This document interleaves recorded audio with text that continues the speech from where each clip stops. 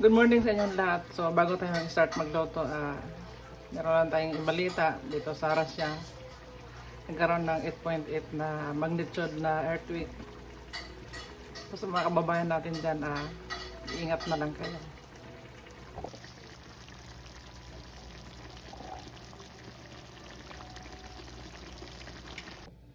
Good morning, welcome back sa ating channel. So ngayon mag-adobo tayo ng wings. Ang gagawin natin dito, hugasan muna natin.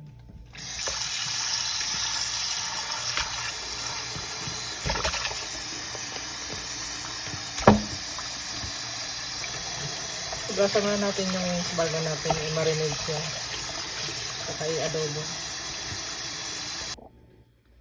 Sa pang-marinate nito, lagyan natin ng tuyo. Lagyan natin ng lemon. Lagyan din natin siya ng garlic powder. Lagyan natin ng kunting bitsin. At oyster sauce. Ayan, paubos na itong oyster sauce natin. So, i-ano lang natin to. Ibabad lang natin to ng mga 45 minutes. Saka i-adobo. At dagdagan din natin siya ng lagyan natin siya ng pamintang buo.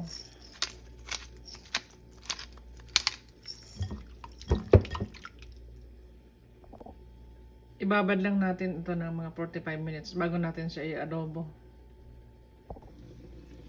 Nagpainit na tayo ng kawali at maglagay na tayo ng olive oil.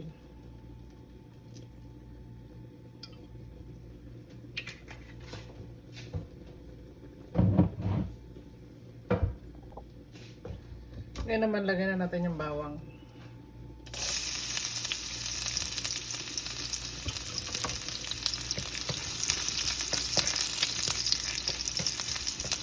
So sa mga nanood ng Sally TV, maraming salamat sa inyo.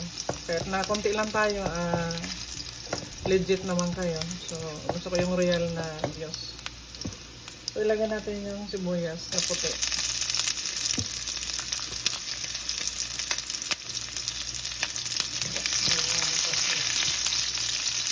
So sa pag-adobo, depende na sa inyo kung anong klaseng adobo.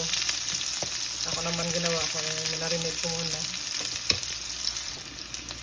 Ilagay na natin itong manok.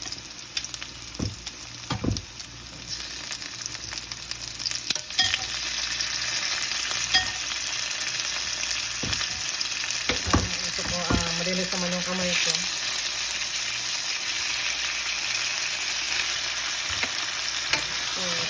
So tayo natin.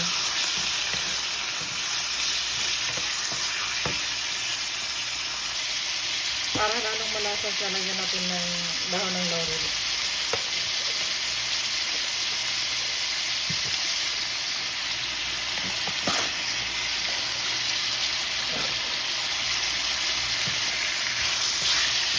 Sangkutsa lang natin yan.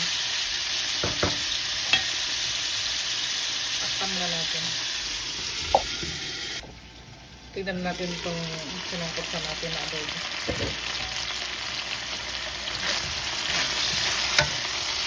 Yan, nag-brown na siya.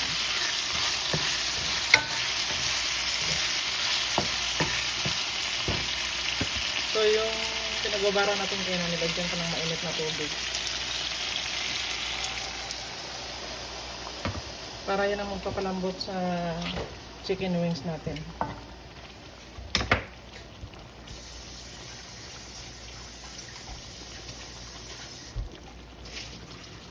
Lagyan ko siya ng patatas kasi marami kaming patatas dito. Baka masayang lang kaya ayan. Ayan guys, oh. Sayang naman kung hindi namin lutuin.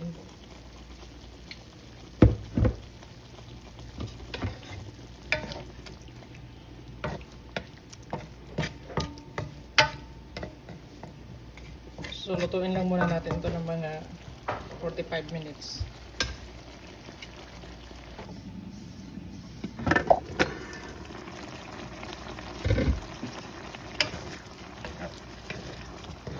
So So yan, palambutin lang natin ng palambutin tong ano natin, chicken natin. Lagyan natin ng kunting resin para matamis-tamis yung adobo natin. Optional na lang ito guys, kung meron tayo, kasi kung wala naman, okay lang din. Arte na lang ba kung meron.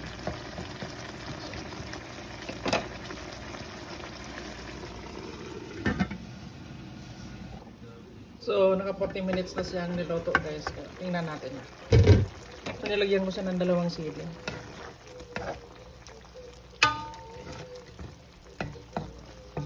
So, maganda tong adobo natin kasi medyo may sabaw. Gusto ng mga bata yung medyo may sabaw-sabaw na adobo.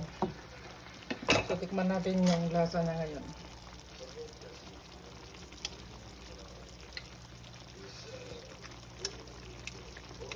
At tama lang yung ano niya. Medyo matamis-tamis dahil nilagyan natin ng oyster sauce kanina. So, i-check natin yung chicken kung malambot na ba. Ayan, ay malambot na siya. Ayan.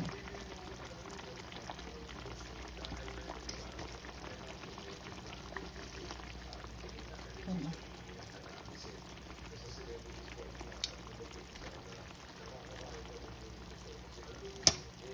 Yan, napakabilis na lang niya tusukin kasi malambot na siya.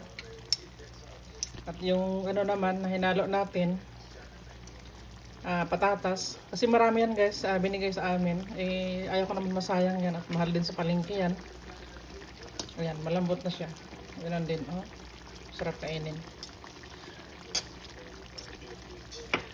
So yun lang guys, no? Maraming thank you. Sana makapag like, share, subscribe din kayo sa Sally TV. Comments down below lang kayo guys. At mag-request lang kayo ng lulutuin ko. So thank you and thank you so much sa inyo and I really appreciate it.